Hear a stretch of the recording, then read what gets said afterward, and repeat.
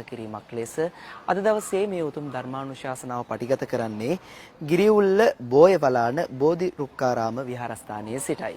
අද දවසේ මේ උතුම් ධර්මානුශාසනාව පවත්වන්නට අප සිදු කළා වූ ආරාධනය ඉමහත් වූ මෙත් සිතින් පිළිගෙන වැඩම අවදාළ පූජනීය ගලිගමුවේ ඥානදීප ගෞරවනීය ස්වාමින් වහන්සේ අපි සියලු දෙනා සාදුනාද නංවා පාද නමස්කාර පූර්වකව පිළිගනිමු. සාදු සාදු සාදු. ලෝ දානයන් අතර උතුම්ම දානය වන ධර්ම දානය මුළු ලෝකටම සංවේදනය කරන්නට අද දවසේ තම සදැහැති දායකත්වයෙන් කටයුතු කරන්නේ රාජගිරියෙහි පදිංචි එරංගා සහ උපේන්ද්‍ර සමරතුංග දෙපළ විසින් දිනු දුව සහ තෙරුණි දුවද දායකත්වයෙන් කටයුතු කරන මේ උතුම් ධර්මානුශාසනාව අද දවසේ මෙතෙන් සිට ආරම්භ කරන්නට ගෞරවනීය දේශකයන්න් වහන්සේට අප සියලු දෙනා සාදුනාද නංවා ආරාධනා කරමු. සාදු සාදු සාදු. හොඳයි හැම දිනාම සාදුකාරයක් දෙන්න.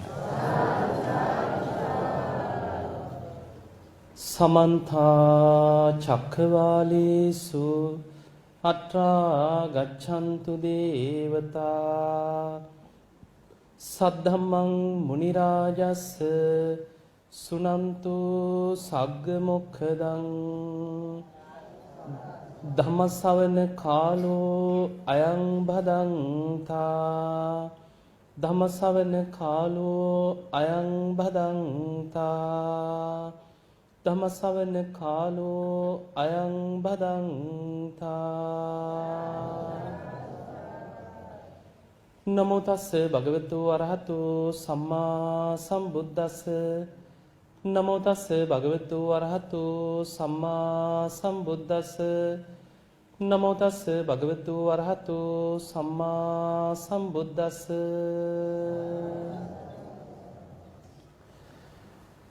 අති ගෞරවනීය පූජනීය බෝයවලාන බෝධිරුක්කාරාම විහාරස්ථානයේ ඇතුළු සිව් මහා විහාරාධිපති කෑගලු දිසාවේ සතර කෝරළය පහත බුලත්ගම ඇතුළු ප්‍රධාන අධිකරණ සංඝනායක නායක මාහිමිපාණන් වහන්සේ වන පූජනීය හරිගල සරණපාල නායක හඳුරන් වහන්සේ ඇතුළු විහාරස්ථානයේ වැඩ ඉන්න පූජනීය වන්දනීය මහා සංඝරත්නයන් අවසරයි. වාසනාවන්ත පින්වතුනි, ඔබ හැම දිනාටමත් ඒ වගේම අද මේ උතුම් ධර්ම දේශනාවේ දායකත්ව ධර්මයෙන් කටයුතු කරන රාජගිරියේ පදිංචි එරංගා සහ උපේන්ද්‍ර සමරතුංග කියන ඒ පින්වත් සියලු දෙනාටමත් ඒ වගේම දිනු දියණිය ඒ වගේම තෙරුණි දියණිය ඇතුළු ඒ දරුවන් පවුලි සියලු දෙනාටමත් ධර්ම ශ්‍රවණය කරන ලක්වාසී ලෝවාසී හැම දෙනාටමත් මේ උතුම් ධර්ම ශ්‍රවණය නිවන් දොරටුවක් බවට පත් වේවා කියලා අපි ආශිර්වාද කරනවා. පින්වතුනි, අද ධර්ම දේශනාවේ මාතෘකාව අපි කාටත් පංචශීලයේ තුල දිවිහිමියෙන් ආරක්ෂා කරගත යුතු තුන්වෙනි ශික්ෂාපදේ. වැරදි කාම සේවනයෙන් වැළකීම. කාමී සුමිච්ඡාචාරා වේරමණී සික්ඛාපද සමාදියා. දැන් බොහෝ වෙලාවට මිනිස්සු දැන් අපි ගත්තොත් ඔබට තරහ යනවද කියලා අහුවොත් තරහ යනව නේද? තරහ යනවා. ඔබට මේ රාගය ඇති වෙනවද කියලා අහුවොත් නෑ. අනේ අපිට නම් එහෙම නෑ.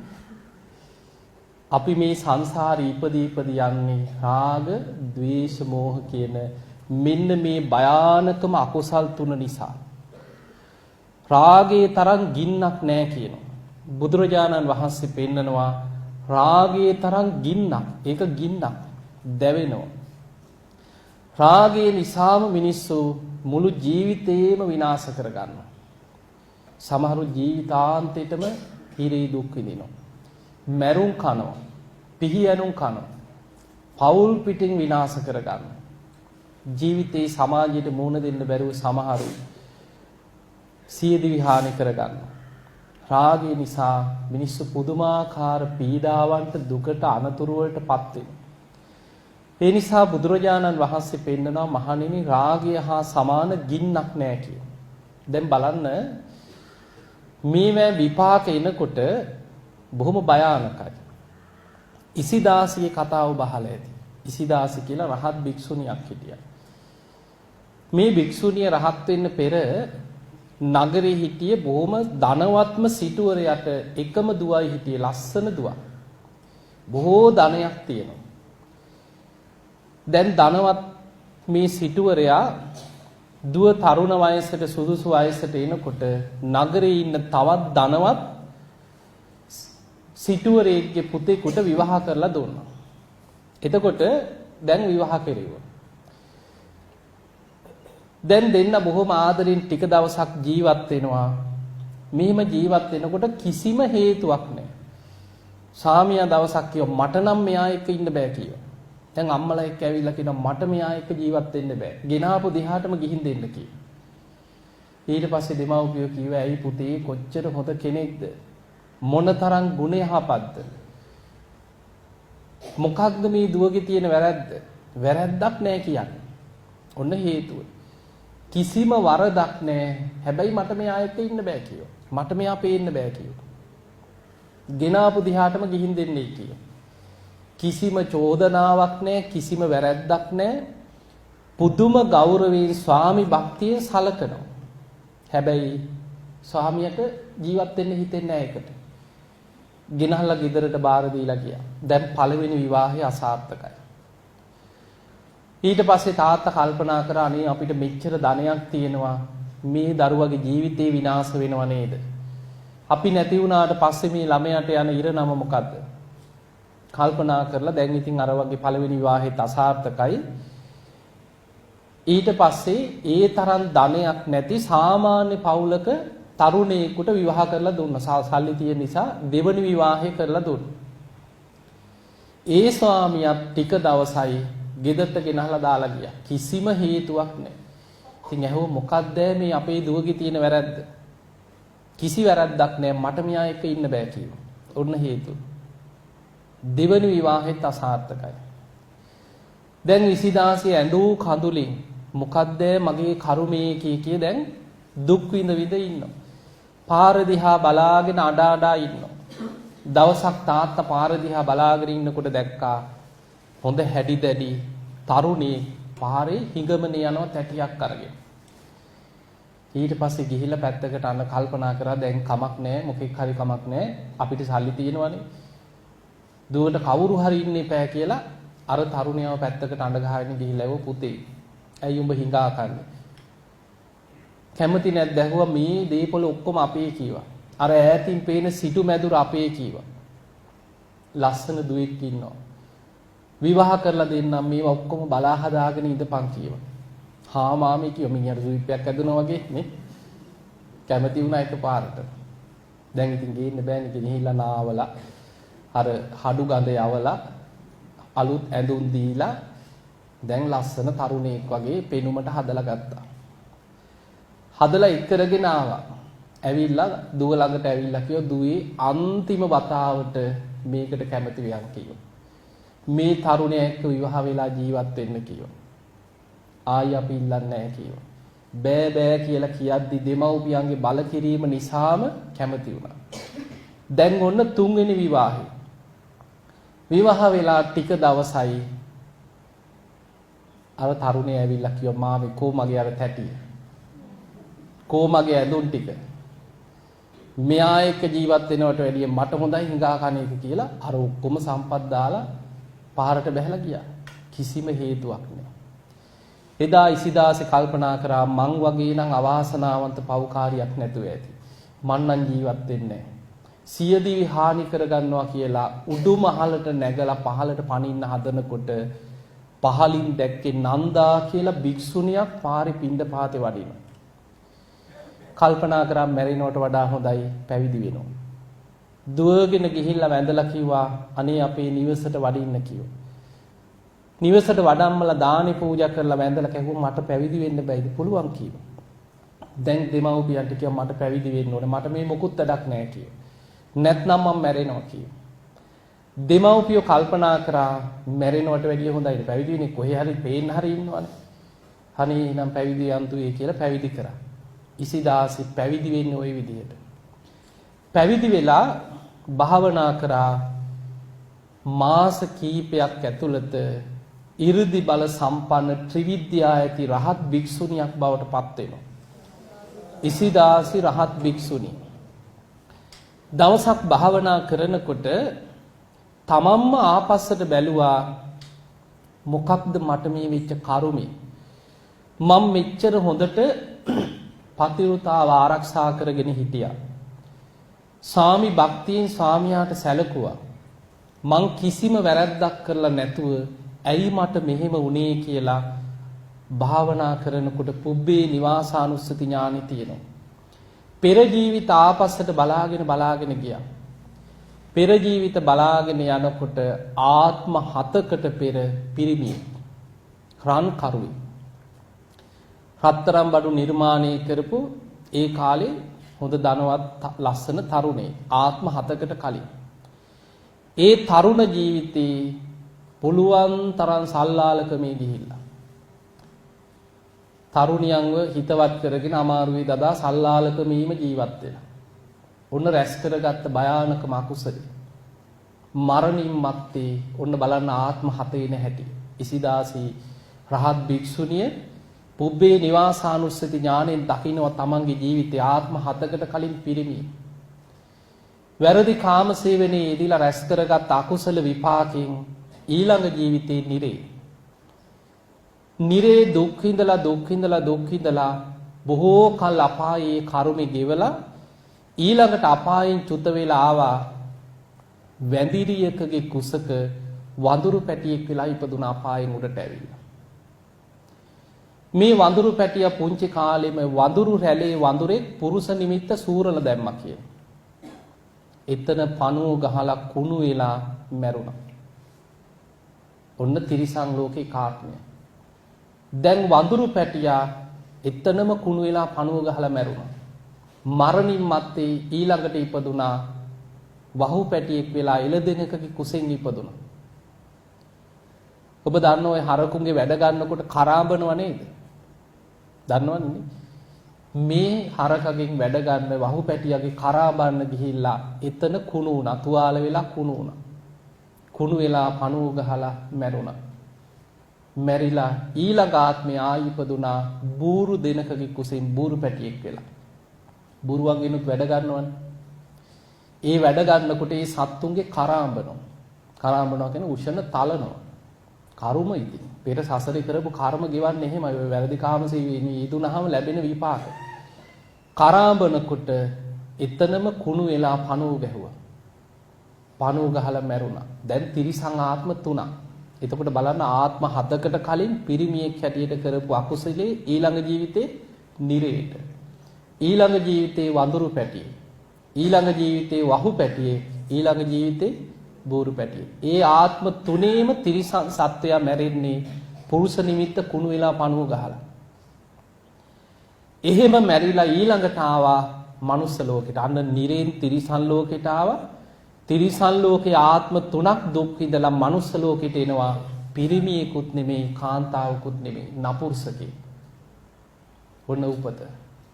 රැස් කරගත්ත විපාකේ. ඒ ජීවිතේ අවුරුදු 30න් මැරෙනවා.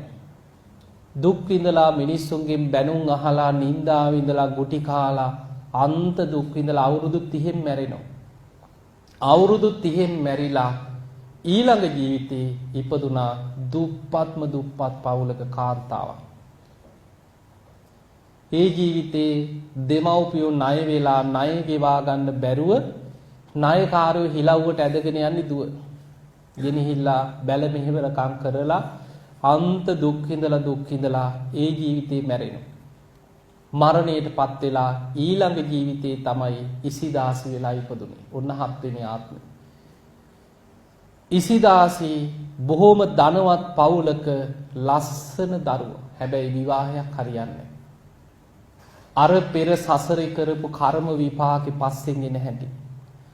එතකොට පේනව නේද ආත්ම ගණන් විපාක පස්සෙන් එන හැටි.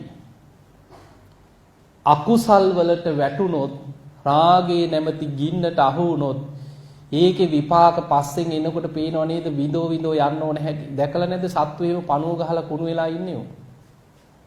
අපි දැකලා තියෙන අපි දන්නේ නැහැ බුදුරජාණන් වහන්සේගේ බුද්ධ දේශනා තුල අපිට පේනවා සංසාරේ කරගත්ත කර්ම විපාක. ඒ නිසා දැන් කාන්තාවක් වෙලාම ඉපදී යන්නේ වැරදි කාම සේවනයේ නිසා නෙමෙයි. ඒක මතක තියාගන්න. ඒ නිසා කාන්තාවක් වෙලා උපදින්නේ ඇයි? කාන්තා ආත්මයට ඇලුම් කරන නිසා කියන. කාන්තාවකගේ රූපේට ඒ රූපයත් එක්ක තණ්හාව උපදිනවා, ඇලුම් කරනවා. දැන් බලන්න ගෙදර වැඩිපුරම කණ්ණාඩිය ඉස්සරහා ඉන්නේ පිරිමියද කාන්තාවද? ඒ නිසා වැඩිපුරම ඇලුම් කරනවා රූපෙට. ඒ ඇලුම් කරන නිසාම ඒ රූපය උපාදාන කරගෙන චේතනා පහළ වෙනවා. ඒ නිසා ආයමත් සසරේ කාන්තාවක් වෙලාම උපදිනවා. කාන්තාවකට කාන්තාත්මෙන් අත මිදෙන්න නම් මේ කාන්තා ශාරීරික ආදීනව සිහි කරන්න ඕනේ. පිළිකුල සිහි කරන්න ඕනේ. පතිවෘතාව රකින්න ඕනේ. හොඳට සීල් ගුණ දහම් රැකලා ප්‍රාර්ථනා කරන්න ඕනේ මම මේ රකින්න සීල් ගුණ දහම් තුලින් මට පිරිමි ආත්මයක් ලැබේවා. අන්න පිරිමි ආත්මයක් ලබන්න ලැබෙන ක්‍රමය. හැබැයි පිරිමි ජීවිතයේ තුල වැරදි කාම සේවනයේ යෙදিলা අකුසල විපාකයක් රැස් කරොත් නතර වෙන්නේ කාන්තාවක් වෙලා. ඒ කර්ම විපාකෙන් ඊළඟට කාන්තාවක් වෙලා උපදින. අපායේ වැටිලා දුක් විඳලා කාන්තාත්ම ලබනවා. ඒ නිසා සසරේ වැරදි කාම සීවණයෙන් වළකිනවා කියන එක බුදුරජාණන් වහන්සේ පෙන්නනවා. මහණෙනි, ඔබ සීල විපත්ති ගැන අහලා ඇතිනේ. දුස්සීල කෙනාට ලැබෙන විපත් පහක් බුදුරජාණන් වහන්සේ පෙන්නනවා. එයින් 4ක් ditta ධම්ම වේදනීයයි. ඒ තමයි පළවෙනි එක දුස්සීල කෙනා. ඔබ බලන්න හොඳට මේව ඇත්තද බොරුද කියලා. භෝග සම්පත්තියෙන් පිරිහෙනවා. හම්බ කරගත්ත ධනෙන් පිරිහිලා යනවා කියන දුස්සීල කෙනා. ඒ තමයි පළවෙනි එක. දෙවෙනි එක තමයි සමාජ විශාල නින්දාවක් අපකීර්තියක් විඳිනවා. ඒ දෙවෙනි එක. තුන්වෙනි එක දුස්සීල කෙනාට සමාජ විසරදව මිනිස්සු අතර පෙනී ඉන්න බෑ කියන. හැම වෙලෙම තමන්ගේ වැරදි අහුවෙයි කියලා හිත බයයි, තැති ගන්නවා, විඳවනවා. හතරවෙනි එක මරණාසන්න වෙනකොට සිහි මුලා වෙනවා කියන. පස්වෙනි එක මරණින් මත්තේ දුගතියට වැටෙනවා. දැන් බලන්න ওই වැරදි කාම සීවණී පැත්තෙන් හිතන්න. හම්බ කරගත්ත ධනෙ විනාශ වෙන ප්‍රධානම දෙයක් තමයි ස්ත්‍රී ලෝල්කම, පිරිමින්ට. ඊළඟට සුරාව, සූදුව. හොද්දට බලන්න ওই සල්ලාලකම් නිසා හම්බ කරගත්ත ධනෙ විනාශ කරගන්න නැද්ද මිනිස්සු? නැති නාස්ති වෙලා අන්තිමට මහා පාරට හිඟමනට වැටෙනවා. එතකොට පළවෙනි එක තමයි ධනෙ විනාශ වෙලා යනවා සල්ලාලකම් නිසා. දෙවෙනි එක සමාජයේ අපකීර්තියක් විඳිනවා. බලන්න මිනිස්සු නිඳා කරන්නේ නැද්ද, බනින්නේ නැද්ද? බනිනවා. මිනිස්සු කියනවා නිකන් පාරේ මූණට හම්බුණත් ඒ වෙලාවට නිකන් hina වෙලා අයියේ අක්කේ කියනවා එච්චරයි. යන්න ඇරලා කියනවා අන්න අර සල්ලාලේ හම්බුණා. කොහොම නෙමෙයි කියන්නේ. මිනිස්සු කියන වචන දිනවා මේ මාධ්‍යයෙන් යන්නේ හොඳනේ. ඒ නිසා ඒක තමයි සමාජයේ අපකීර්තියක් විඳිනවා. ඔබ හොඳට බලන්න වැරදි කාම සීවණයේ දෙන කෙනා ගැන ditta ධම්ම වේදනීය විපාකයක් මෙලව සමාජ අපකීර්තියක් පැතිරෙනවා කියන. ආයි වහන්න බෑ. ඒක මෙලවම පැතිරිලා යනවා. තුන්වෙනි එක තමයි බුදුරජාණන් වහන්සේ පෙන්නවා තමන් විදව තමයි කියන ජීවත් වෙන්නේ. හැම වෙලාවෙම පිරිසක් අතරට ගියත් තැති ගන්නවා. දැන් මං ගැන අහුවෙයිද දන්නේ මගේ හොර වැඩේ එලි වෙයිද දන්නේ කවුරු හරි hina වුණත් හිතනවලු මුම් මේ මට hina වුණේ මගේ අර කහු වෙලාද දන්නේ දැනගෙන දන්නේ කියලා හිතනවලු. එතකොට තමන්ගේ හිත ඇතුලෙන් විඳෝ ජීවත් වෙන්න බුදුරජාණන් වහන්සේ පෙන්නන මහණෙනි ditta ධම්ම වේදනීය තුන්වෙනි විපාකේ කියන. හතරවෙනි එක තමයි මරණාසන්න වෙනකොට සිහි මුලා වෙනවා. කල්පනාව අවුල් වෙනවා. ඔළුව අවුල් වෙනවා. මම ලෙඩෙක් බලන්න ගියා. මං ගියාට පස්සේ ඉතින් මං දන්නවා චරිතේ. ඒ જાති චරිතය. දැන් මේ කියන જાති චරිතය. ඊළඟට හරි දරුණු මිනිස්සෙක්. හරියට මිනිස්සුන්ට බද හිංසා කරන බොහොම මම තරම් කෙරුමක් නැහැ කියලා ජීවත් වෙච්ච කෙනෙක්. ඉතින් මං ගියාට පස්සේ පොඩි එකා වගේ අඬනවා. අනේ හාමුදුරනේ මට වැරදුනා කියෝ. ඔන්න ඇඳට වැටෙනකොට තමයි යන්ත අසරණ වෙන්නේ. මං කිව්වා හරි දැන් ඉතින් අපි ඔක අමතක කරලා ඔබතුමා ඉස්සෙල්ලා පන්සිල් ගමුකෝ කියලා මං ඉතින් අත් දෙකත් එකතු කරලා වන්දවලා පන්සිල් සමාදන් කරා. පන්සිල් සමාදන් කළා මම කිව්වා දැන් ඔබතුමා හිතන්න මං දැන් සිල්වත් පරණිව මට අදාළ නැහැ. ජීවිතේ අපි ඕන තරම් පව්කම් වැරදි කරපු අය ඇති. හැබැයි දැන් හරි අන්තිම මොහොතේ හරි ඔබතුමා සීලයක පිහිටියනේ. ඒ නිසා මේ සීලය ගැන දැන් හිතන්න කිව්වා.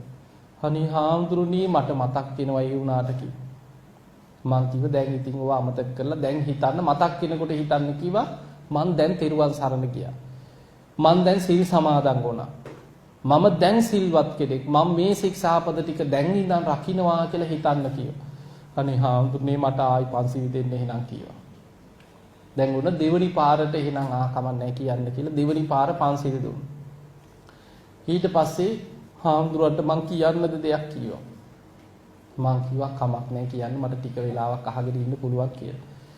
ඊට පස්සේ වමාරන්න ගත්තා. දැන් මටම ලැජ්ජයි කියන ඒවා. මං කිව්වා හරි හරි ඕවා ඉතින් ඔහොම තමයි මේ ඕවා අමතක කරන්නකො දැන් ওই පරණ කුණු ගොඩවල්නේ. අනේ හාමුදුරනේ ඉතින් කොහොමද අමතක කරන්නේ මතක් වෙනවනේ කිව්වා. මං කිව්වා එතකොට හිතන්න මං දැන් පන්සිල් ගත්තානේ. අනේ නම් මට ආයි පන්සිල් දෙන්න කිව්වා. තුන්වෙනි පාරත් පන්සිල් දුන්නා. පන්සිල් දීලා ඉතින් මං කතා කරලා මං වෙලාව බලලා මං කිය මට බණක් තියෙන මං යන්න ඕනේ. අනේ හාමුදුරනේ මට ආයි පන්සිල් දීලා යන්න කිව්වා.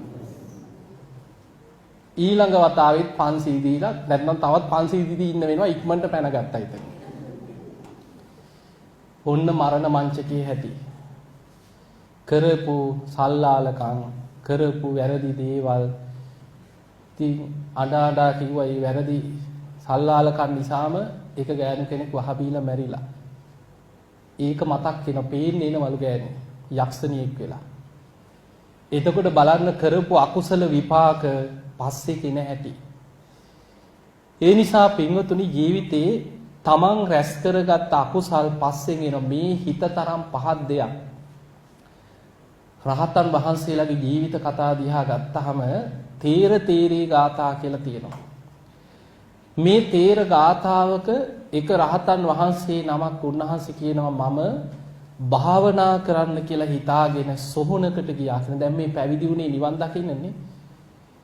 නිවන් දකින්න පැවිදි වෙලා නිවන් දකින්න තියෙන ආසාව නිසානේ සොහොනට යන්නේ භාවනා කරන්න. උන්වහන්සේ භාවනා කරන්න සොහොනකට යනවා.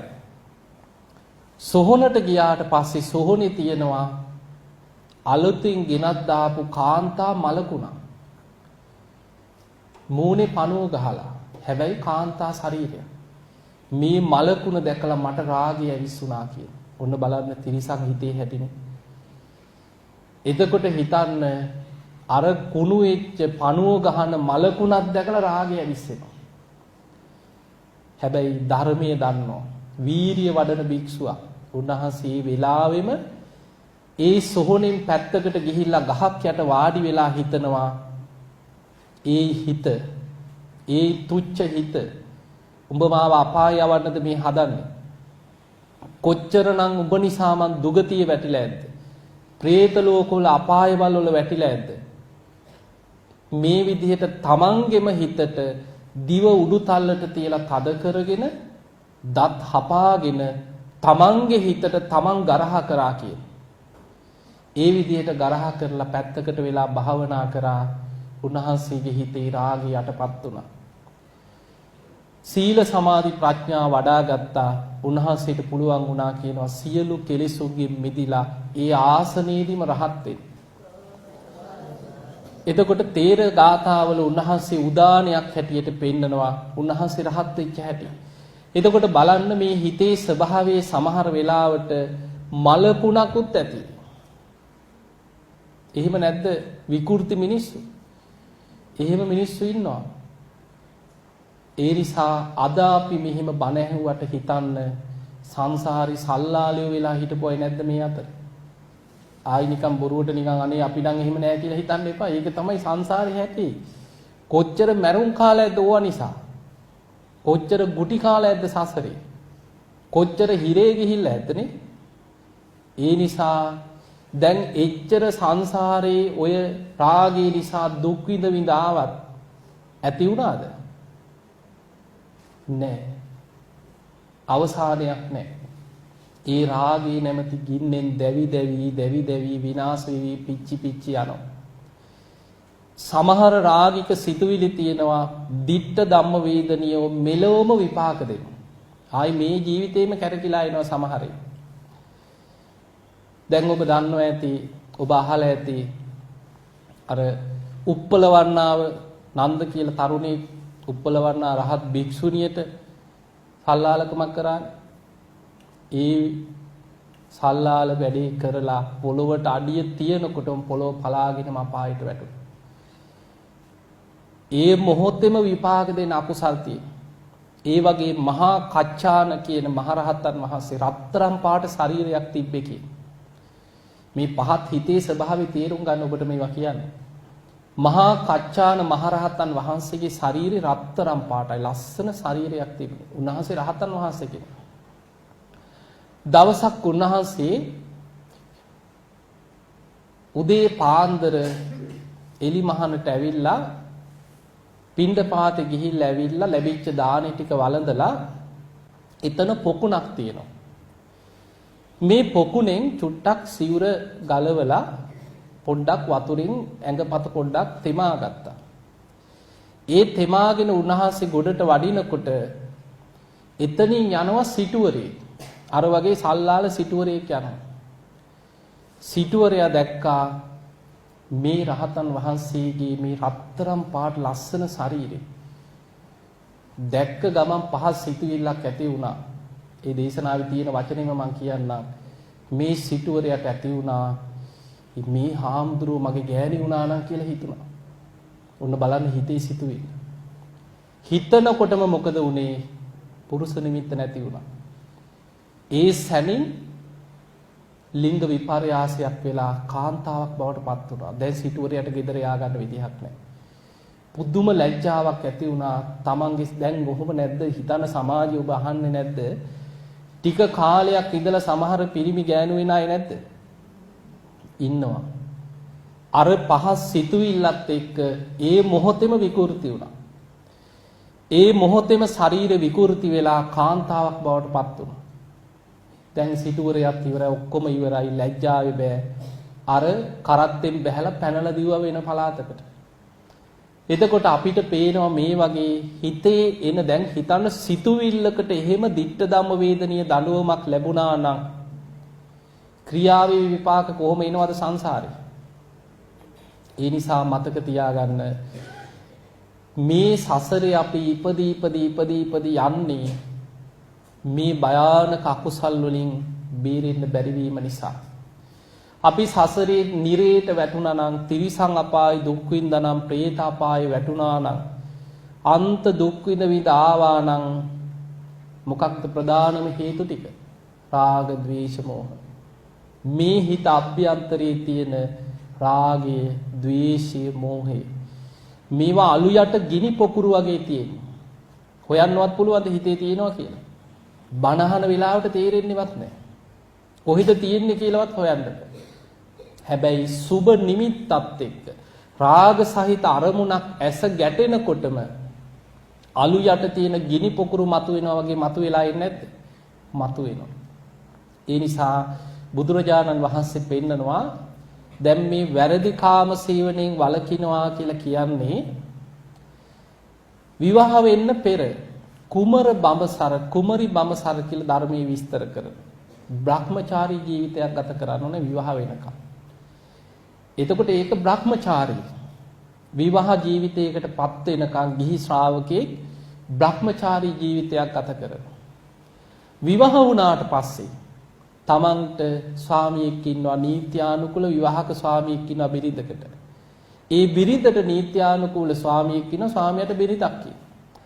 එතකොට මේ බිරිඳ ස්වාමියා තුල ජීවත් වෙනවා මිසක් වෙනස් ස්වාමියෝ ගැන හිතා පස්සෙන් යන එක, එක වෙනත් බිරින්දෑවරු පස්සෙන් යන එක. ඒක බුදුරජාණන් වහන්සේ පෙන්නනවා. ඒක සංසාරේ අර කියන ශික්ෂාපදිත් බිඳගෙන මෙලවත් නිന്ദා විඳිමින් විශාල අකුසලයකට වැටිලා අපාගාමී වෙන භයානකම අකුසලයක්. බොහෝ දෙනෙකුට ඔය පන්සිල් පද අතර අපායගාමී වෙන බලවත්ම අකුසලයේ තමයි ඕක. මේ වර්තමානයේ වෙනකොට අපි ජීවත් වෙන පරිසරයත් එක්ක ගත්තාම දැන් අපි ඉන්නේ ලෝකේ විකෘති කාලයකනේ. බුදුරජාණන් වහන්සේ පෙන්නනවා දීර්ඝ ආයුෂ ඇති කාල තිබිලා තියෙනවා මේ ලෝකේ. මේ අපිට තේරෙන්නේ නැහැ මේ කාල ගැන. දේශනාවල තියෙනවා අවුරුදු දහස් ගණන් ආයුෂ තිබිච්ච කාල ගැන. ඒ දීර්ඝ ආයුෂ ඇති කාලවල මිනිස්සු සිල්වත් කියනවා. දැන් ওই සක්විති රජවරු පහළ වෙන කාල අහලා නැද්ද? සක්විති රජවරු අහසින් ගිහිල්ලා ලෝකෙටම පංචශීලෙන් අනුශාසනා කරා. ප්‍රාණඝාතයෙන් වළකින්න, රටවැසියන්ට අහසින් ඉඳන් අනුශාසනා කරා. හොරකමින් වළකින්න, වැරදි කාම සේවනයෙන් වළකින්න, බොරුවෙන් වළකින්න, මත්පැන් මත්ද්‍රව්‍ය භාවිතයෙන් වළකින්න, ධර්මානුකූලව ජීවත් වෙන්න. රටවැසියාම කිසිම ආයුධයක්, දඬු මුගුරක්, දඬුවමක්, පොලිසිය උසාවි මොනවත් නැහැ ඒ කාලේ. රජ්ජුරුවන්ගේ ධර්මානුකූල අවවාදයේ තුල ලෝකයාම සිල් රකින්නවා කියන. එතකොට හිතන්න එහෙම කාල දීර්ඝායුෂ ඇති කාල මේ විශ්වයේ ලෝකෙ තිබිලා තියෙනවා. හැබැයි බුදුරජාණන් වහන්සේ පෙන්වනවා මහණෙනි මිනිස්සුන්ගේ ආයුෂ පිරිහිලා අවුරුදු 100න් පහළට පිරිහෙනකොට කරුණු තුනක් බලවත් වෙනවා කියන. එකක් අධර්ම රාගය, විෂම ලෝභය, මිත්‍යා ධර්ම. ඒ කරුණු තුන නිසා අවුරුදු 100න් පහළට ආයුෂ පිරිහිලා අවුරුදු 10 දක්වා විකෘති වෙනවා කියන මිනිස්සු. රාගය නිකන් රාගයක් නෙමෙයි. විෂම රාගය, විකෘති රාගයක් වෙන්නේ. ඒක තියෙනවා ඔබ බලන්න මේක තියෙනවා මහා බුදුරජාණන් වහන්සේ චක්‍රවර්ති සීහනාද සූත්‍ර දීඝනිකායේ ආයුෂ පිරිහෙන හැටි, අකුසලෙන් අකුසලයට ආයුෂ පිරිහෙන හැටි පෙන්නනවා. අවුරුදු 100න් පහළට ආයුෂ පිරිහෙනකොට විකෘති රාගය කියලා එකක් ලෝකේ බලවත් වෙනවා කියනවා. ඒකේ පෙන්නනවා පුරුෂයන් ගැන රාගයෙන් බැඳෙනවා කියලා. කාන්තාවට විකෘතියක්. දැන් නැද්ද ලෝකෙ හිම විකෘතියක්? අපේ රටවල් වල ඔක ප්‍රසිද්ධියේ නැති වුණාට ලෝකේ සමහර රටවල් වල ඒක නීතිගතයි. එතකොට අපිට පේනවා මිනිස් ආයුෂ අවුරුදු 100න් පහළට පිරිහෙනකොට කියන මේ විකෘතිය ඇති වෙන්නේ. බුද්ධ දේශනාවේ තියෙනවා. ඒ විකෘතිය නිසා තව තවත් වේගෙන් ආයුෂ පිරිහිලා මිනිස්සුගේ මනස කෙලෙස් වලින් විකෘති වෙනවා කියන. සත්තු වගේ ඊට පස්සේ බුදුරජාණන් වහන්සේ පෙන්වන ආයුෂ පිරිහිලා අවුරුදු 10 වෙනකොට ඔබ අහලා ඇති උපමාවකට පෙන්නනවා එළුවෝ බල්ලෝ බලල්ලෝ තිරිසන්නුන්ට අන්තයි කියන. දැන් සත්තුන්ට තියනවාද මේ මගේ අම්මා, මේ මගේ සහෝදරයා, මේ මගේ ඥාතියා, මගේ ගුරුවරයා, හිතවතා, වැඩිහිටියා හොඳ නැහැ ඒවා තියෙනවා. තැනක් නොතැනක් තියෙනවද? නෑ. අන්න ඒ වගේ වෙනවා කියන අනාගතයේ මිනිස්සු. සත්තු වගේ විකෘති සත්තු කියනවා. ඒ නිසාම මේ කෙලෙස් බලවත් වෙන්න විනාශේ කොච්චරද කියන්නේ ස්වභාවයෙන්ම විනාශ වෙනවා කියන ලෝකෙ. මෘග සංවර්ෂාවල් වැහැලා මෘග සංඥාව පහළ වෙලා එකිනෙකා විනාශෙන්ම මරාගෙන ලෝකෙම ලීවිලක් වෙන කාලය. අපි යන්නේ එතනට මේ. අපි පරම්පරාවෙන් පරම්පරාවට යන්නේ ඔය විනාශේ පැත්තටමයි. ඒ නිසා පින්වතුනි ජීවිතයේ ආදීනව හිතන් දැන් සති දෙකකට පෙර මම ওই වැලිකඩ බන්ධනාගාරේ බණක් කරා. ඊටකාරේ මම හිතන 4000කට එහා ඉන්නවා කිව්ව ඇතුළේ ඔක්කොම දනුවන් ලැබපු අය. බණට හිටියා 2000ක් විතර. ජීවිතාන්තයට හිරේ ගියා එල්ලුම් ගහන්නේ වෙච්ච 6-700ක් ඉන්නවා ඇතුළේ. ඒ අතර සමහර දරුවෝ අවුරුදු 20, 21, 22 පොඩි ඒව් මූණු දැක්කහම පූස් පැටව වගේ පොඩි ළමයි. සමහර ලස්සන කොල්ලෝ අහිංසක ළමයි. ජීවිතේ පුංචි දෙයක් අර වගේ Tamanට රාගය නිසා එක්ක, ද්වේෂය නිසා, කෙලෙස් නිසා එක්ක තප්පර ගානක් Tamanට ඉවසීමක් නැතිවීම, කෙලෙස් වලට වහල් වීම තුල මුළු ජීවිතේම විනාශ කරගන්න. ඒ නිසා ඒ වගේ සංසාරේ කොච්චරනම් ඔය වගේ සල්ලාල කන් නිසා හිර දඩුවම් විඳලා ඇද්ද? මැරුම් කාලා ඇද්ද? කුටි කාලා ඇද්ද? වද විඳලා ඇද්ද? ඒ නිසා පින්වතුනි ආදීනව හිතන් කෙලෙස් වල භයානකකම අපේ බුද්ධ ශාසනයේ රහත් වෙච්ච මහරහතන් වහන්සේ නමකගේ අතීත ජීවිත කතාවක් සඳහන් වෙනවා මේ වගේ. අටුවාව කියනවා ඒ උන්වහන්සේගේ අතීත ජීවිතේ. ඒ ජීවිතේ ඉන්නේ එක දවසක් එක ගමක ඒ කාලේ දඹදිව දැන් ස්වාමියා වෙළඳාමේ යනකොට දැකලා තරුණියක් එක්ක හිතවත් වෙලා බිරිඳක් හැටියට ගෙනාව ගෙදර. මේ ස්වාමියා පුදුම ආදරේ බිරිඳට. බිරිඳ ගැනමයි හිතන්නේ. බිරිඳගේ ජීවිතෙන් තොර ජීවිතයක් නැහැ. මෙහෙම බොහොම ආදරෙන් බිරිඳත් එක්ක ජීවත් වෙනවා. දැන් ස්වාමියාට ඉතින් දැන් වෙළඳාමේ යන්න ඕන. බිරිඳට බොහොම පරිස්සමෙන් ඉන්න දැන් ඉතින් ඕම ආදරේ නිසා කොහෙවත් යන්න එපා ආරක්ෂා වෙන්න ගෙදර ඉන්න පරිස්සමෙන් ඉන්න. ඉතින් 17 කියලා වෙළඳාමේ ගියා. වෙළඳාමේ ගියාම ඉතින් අද වගේ නෙමෙයි මාස ගණන් යනවා වෙළඳාම් කරගෙන එන්න. වෙළඳාමේ ගිය අතරේ බිරිඳ ස්වාමියාගේ ඥාති සහෝදරයෙක් එක්ක සම්බන්ධයක් ඇති වුණා. ඔන්න සල්ලාලකමට පටන් ගත්ත වැඩි. දැන් අර ස්වාමියා වෙළඳාමේ ගිහිල්ලා කාලයක් මාස කීපයක් ගත වුණා. දැන් එනකොට වැඩි දුර දිග ගිහිල්ලා. දැන් බිරිඳට වෙන ස්වාමියෙක් ඉන්නවා අර ස්වාමියාගේම ඥාති සහෝදරයෙක්. දැන් ස්වාමියා ආවට පස්සේ මේ වැඩේ මාට්ටු වෙන්න පුළුවන්. ඊට පස්සේ ලොකු ප්‍රශ්නයක් එයි. එනවා කියලා දැනගත්ත දවසේම බිරිඳ අර සහෝදරයාට කතා කරලා කිව්වා කරන්න දෙයක් නෑ. ආවට පස්සේ මං ආදරෙන් එක්කන් යන්නම් කොහෙට හරි කැලේට ඔබ හැංගිලා ඉඳලා කොටපන් කිව්වා පිහියේ. දැන් මම මිනිහා මරන්න සැලසුම් කරා අර අනියන් ස්වාමියාත් එක්ක එකතු වෙලා තමන්ගේ ස්වාමියා මරන්න සැලසුම හැදුවේ බිරිඳ. හදලා ස්වාමියා ඉතින් මාස ගානකට පස්සේ වෙළඳාමේ ගිහිල්ලා අනේ රෙදි ආභරණ අරගෙන ආවා තමන්ගේ බිරිඳට. ගෙනල්ලා දුන්නා. දුන්නට ඒ මොන ආභරණ හම්බුණත් මොන රෙදි හම්බුණත් ඒ සියල්ලට වැඩිය රාගය බලවත්. ඊට පස්සේ බොහොම ආදරෙන් අපි නාන්නයන් කියලා රෙදි ටිකත් අතට අරගෙන එක්කන් ගියා දොළ පැත්තට. එක්කන් ගිහිල්ලා මන්නේ මැදලා ඉවරලා දුන්නා පිළිකන්නෙන් දුන්නා අර මිනිස්සයාට නාලා ගොඩට එනකොටම බෙල්ලට කොටන්න කියලා. දැන් නාගෙන ඉන්න කියලා යවලා හැංගිලා බලන් හිටිය වැඩි හරියට කිරිනවද කියලා. අනේ අර මිනිස්සයා නාන්න ගිහිල්ලා වතුරට බහින්නෙත් බිරිඳ ගැන හිත. නාලා ගොඩට ආවෙත් බිරිඳ ගැනම සිහි කර ගොඩට එනකොටම හැංගිලා ඉඳලා පැන්න බෙල්ලට කෙටුවා එකපාරයි. ඇදගෙන වැටෙනකොට පණ යනකොට මතක් වුණේ අනේ මම මැරුණාට පස්සේ මගේ බිරිඳ කියලා සිහි වුණා. එහෙම පණ ගියා. දැන් මැරුණෙත් බිරිඳ ගැන ආදරේ. පණ ගියා. මරණයටපත් වෙලා දැන් මිනිහා මැරුණා. ඉතින් මිනිහා ගිහිල්ලා කොයි හරි කැලේකට වීසි කරා. ඉස්සර ඉතින් මේ වගේ නෑනේ. දැන් දෙන්න ජීවත් වෙනවා. දැන් අර අනියම් ස්වාමියා එක්ක ජීවත් වෙනවා.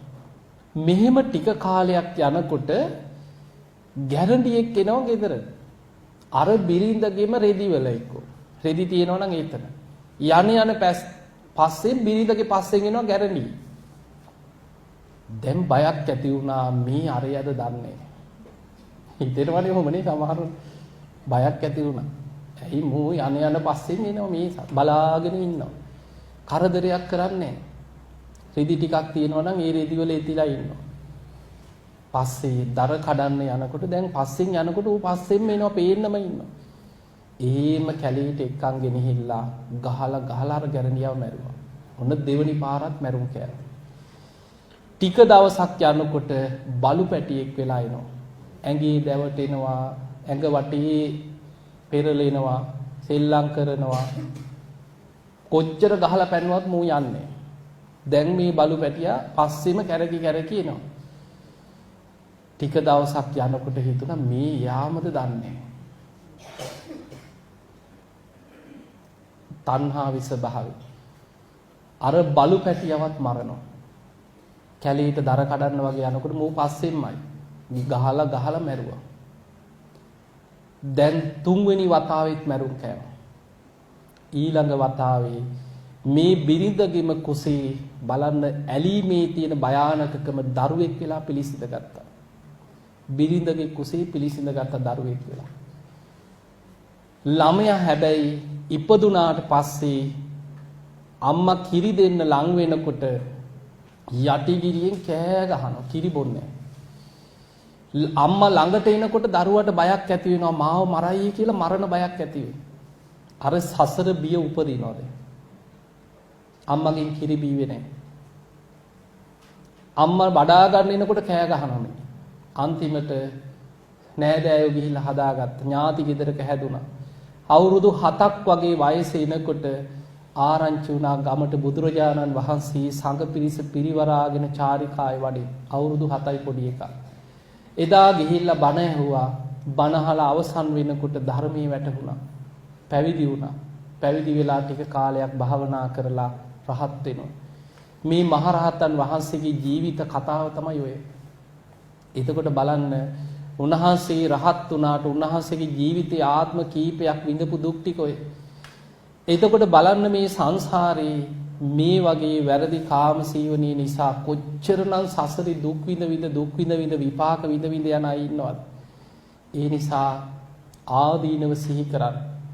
බුදුරජාණන් වහන්සේ පෙන්නනවා රාගයේ බලවත් වෙනකොට මේ විදිහට හිතන්නගෙන විතක්ක සංතාන කියලා සූත්‍රයක් තියෙනවා. බුදුරජාණන් වහන්සේ වදාළ මහණෙනි රාග සහිත හිතක් බලවත් නම් Tamante මේ මොහොතේ ෂණිකව කරන්න තියෙන්නේ වෙන කුසල අරමුණකට හිත යොමු කරගන්න කියලා. දැන් මොකක් හරි අපි නිමිත්තක් හිතන්න නේද ඒ කෙලෙස් මතුවලා එන්නේ. ද්වේෂය ගැන තරහකාරය ගැන හිතන්න ද්වේෂය මතුවෙනවා. ඒ වගේ තමයි රාග සහිත නිමිත්තක් තුල අයෝනිසෝ මානසිකාරී යෙදෙන්න නූපන් රාගය උපන් රාගය බලවත් වෙනවා.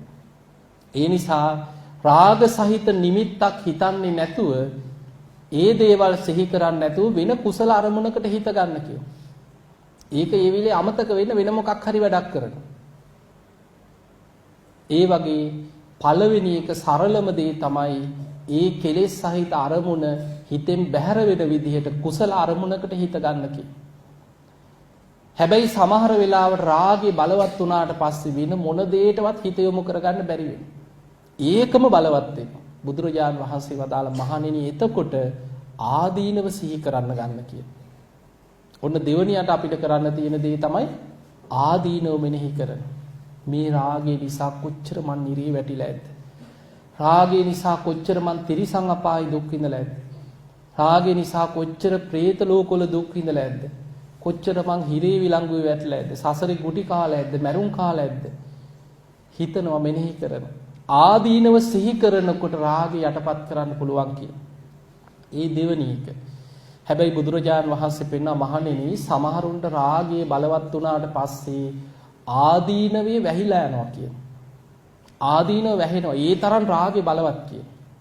ආදීනව වැහෙනවා කියන්නේ සමහරුන්ට හිතෙනවා අපාය ගියත් කමක් නැහැ මේ වැඩේ කරලා. නැද්ද එහෙමයි? හිරේ ගියත් කමක් නැහැ, අහු වුණත් කමක් නැහැ කියලා හිතනවා. ඒක තමයි කෙලෙස් වල භයානකකම. එහෙම තමයි මිනිස්සු මැරුම් කන්නේ. හිරේ විලංගුවේ වැටෙන්නේ. ඒ වෙලාවට වැරදි කියලා දැනගත්තත් Tamanට Tamanගේ හිත පාලනය කරගන්න බෑ. ආදීනවයට බය නැති වෙනවා. ඕන දෙයක් වෙච්ච දෙයක් කියලා හිතෙන. එතකොට ඒ මට්ටමට Tamanගේ හිත පහත් මට්ටමට වැටිලා නම් බුදුරජාන් වහන්සේ පෙන්නා මහණෙනි රාගයේ යටපත් කරන්න තියෙන ඊළඟ දේ තමයි රාගයට ප්‍රතිවිරුද්ධ අරමුණක් ඔස්සේ රාගසිත මැඩල ගන්න කියන. අපිට රාගයේ මැඩලන්න නම් තියෙන ප්‍රතිවිරුද්ධ අරමුණ මොකද්ද? ද්වේෂයට නම් මෛත්‍රිය. රාගයට අසුබේ පැත්ත සිහි කරන්න. පිළිකුල මෙනෙහි කරන්න. ගොඩක් ඔය රාගසිත බලවත් නම් නිතර පිළිකුල් භාවනාව වඩා. ධාතු මනසිකාරයේ වඩා. ඉස්සර නවසීවතික වගේ භාවන පිළිකුල් භාවනාව වඩා. හැම වෙලෙම සිහි කරන්න මේ ශරීරයේ කුණු වෙලා යන හැටි, පස් වෙලා යන හැටි, ජරාවටපත් වෙන හැටි. එහෙම මෙනෙහි කරන්න. එහෙම මෙනෙහි කරගෙන කාලයක් යනකොට අර රාග සහිත හිත බුදුරජාණන් වහන්සේ පෙන්වන මහණෙනි කෙනෙක් පිළිකුල වඩන්න අසුභා භාවේ තබ්බා රාගස්ස පහනයි. අසුභේ වඩන්න පිළිකුල සිහි කරන්න රාග සහිත හිත හරියට ගින්දරකට කුකුල් පිහාටක් ඇල්ලුවා වගේ කියන. දැන් ගින්දරට කුකුල් පිහාට්ටක් ඇල්ලුවට පස්සේ මොකද වෙන්නේ? උණු වෙනවනේ ඇකිලිලා යනවා. ඒක එහෙම ඇකිලිලා යට අර ඇකිලෙනවා. ඒ වගේ තමයි කියනවා ඇවිස්සෙන රාගයේ තමා තුල යටපත් වෙන. ඒ නිසා පිළිකුල පැත්ත වඩන්න.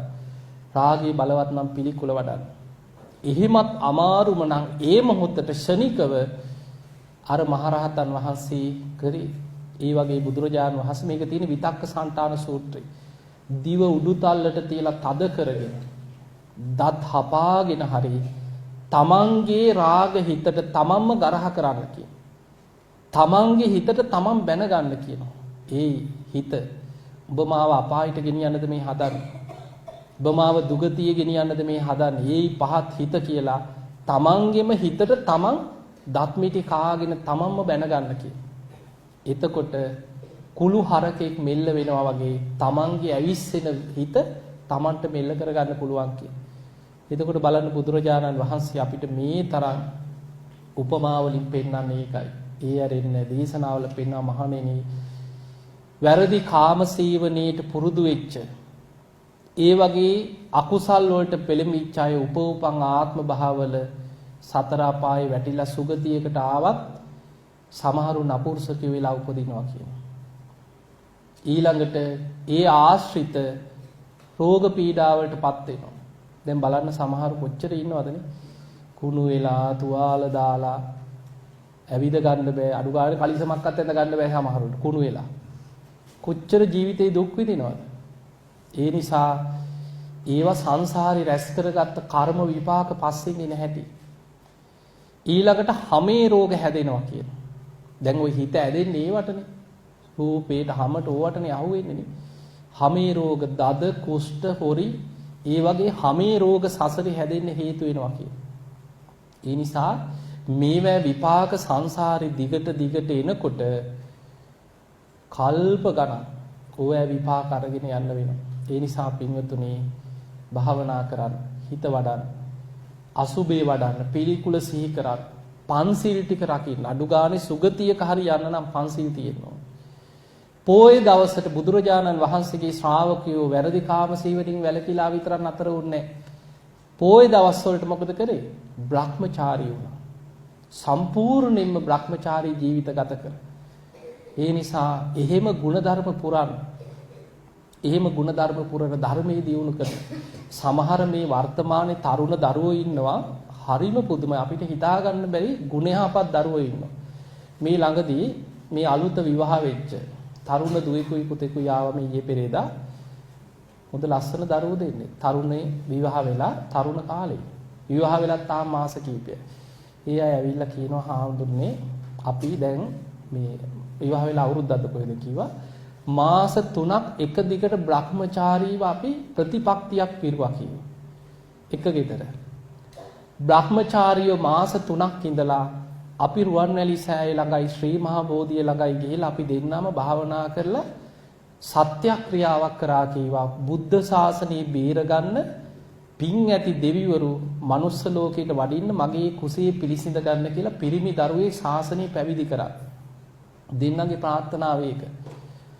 මාස 3ක් දෙන්න බ්‍රහ්මචාරීව එක ගෙදර සිල් සමාදන් වෙලා රුවන්වැලි සෑය වටේ ගිහිල්ලා ප්‍රදක්ෂිනා කරලා පිරිත් කියලා ජය ශ්‍රී මහා බෝධිය වැදලා එතන ඉඳන් දෙවියන්ට ආරාධනා කරනවා පින් ඇති දෙවි කෙනෙක් මනුලවට වැඩලා බුද්ධ ශාසනය බේරගන්න. පිරිමි දරුවෙක් හැටියට උපදින්න මම මේ දරුවා පැවිදි කරනවා කියලා බාරයක් වෙන රුවන්වැලි සෑයට. එතකොට බලන්න එහෙම අම්මලා ඉන්නවා තරුණ දරුවෝ මේ වර්තමානයේ. ඒ නිසා ධර්මයේ දියුණු කරගත් අය ධර්මයේ වඩන අය ආදීනව සිහි කරන අය කෙලෙස් වලට වහල් වෙන්නේ නැහැ. ඒ නිසා පින්වතුනි හිත වඩන්න සිල්වත් වෙන්න. ඒ නිසා ඔබේ ජීවිතයේ තුල මිච්ඡර වටින බුද්ධ ශාසනයක් මුණ ගැහිලානේ. මනුස්ස ජීවිතයක් ලැබිලා.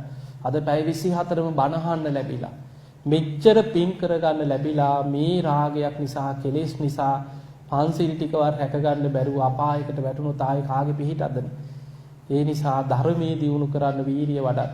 ධර්මය අවබෝධ කරගන්න උත්සාහ ගන්න. ඉතින් අද දවසේ ඔබ හැම දිනාටම මේ පංචශීලයේ තුල තුන්වෙනි ශික්ෂාපදේ වැරදි කාම සීවණෙන් වැළකීමේ ශික්ෂාපදේ ගැන ඒකේ ආදීනව ගැන, ඒකේ වටිනාකම ගැන, ධර්මාවබෝධයට උපකාර වෙන ආකාරය ගැන මේ දහම් කරුණු ටික ශ්‍රවණය කරන්න ලැබුණා. මේ ධර්ම ශ්‍රවණයෙන් රැස් කරගත්ත සියලු පින් සියලු දෙවියෝ සාදුකාර දිවි අනුමෝදන් වෙත්වා. දෙවියන්ගේ දිව්‍ය අසවිසුරු වර්ධනය කරගෙන සියලු දෙවියෝ තුම් නිවනටම පත්වේවා. සාදු සාදු සාදු. මේ උතුම් ධර්ම දේශනාව බෞද්ධ ආරෝප වාහිනියේ පුන් පොහෝ දවසට 11 මාරේ ඉඳන් ඒ කාලයක් පුරා ධර්ම දේශනාවේ දායකත්වයේ දරමින් හැම දිනාටම බණහන්න ලක්වාසී ලෝවාසී සියලු දෙනාටම සීලේක වටිනාකම ගැන ලෝකෙට මතු කරලා දෙමින් ලෝකයාට සිල් රකින්න මඟ පෙන්වමින් ඒ ධර්ම දේශනාවේ දායකත්වයේ දරමින් කටයුතු කරන්නේ රාජගිරියේ පදිංචි එරංගා සහ උපේන්ද්‍ර සමරතුංග කියන මේ දෙපළ විසින් ඒ වගේ මේ පින්වතුන්ගේ ඒ දියණිවරුන් වන දිනු දියණිය තෙරුණි දියණිය ඇතුළු ඒ පවුලේ සියලු දෙනාටමත් ඒ වගේ මේ පවුලේ ඥාති හිත මිත්‍රාදී හැම දෙනාටමත් මේ පිනම නිවන් අවබෝධයේ පිණිසම ධර්මාවබෝධයේ පිණිසම ඒ හැම දිනාටම උපකාර වේවා වේවා වේවා කියලා අපි ආශිර්වාද කරමු. විශේෂයෙන් මේ පින්වතුන්ගේ අරමුණු අතර සඳහන් කරන බුද්ධ ශාසනය ආරක්ෂා කරන මහා සංඝරත්නයේට නිදුක් නිරෝගී සම්පන්නිය දීර්ඝායු සම්පන්නිය ධර්මාවබෝධයම ලැබේවා කියන උතුම් ආශිර්වාද ප්‍රාර්ථනා. ඉතින් ඒ වගේම විශේෂයෙන් මේ රැස් කරගත් සියලු පින රණවිරුවන් සිහිපත් කළ මිය පරලොවගේ රණවිරුවන්ට අනුමෝදන් කිරීමේ පින්වතුන්ගේ අරමුණු අතර සඳහන් කරනවා.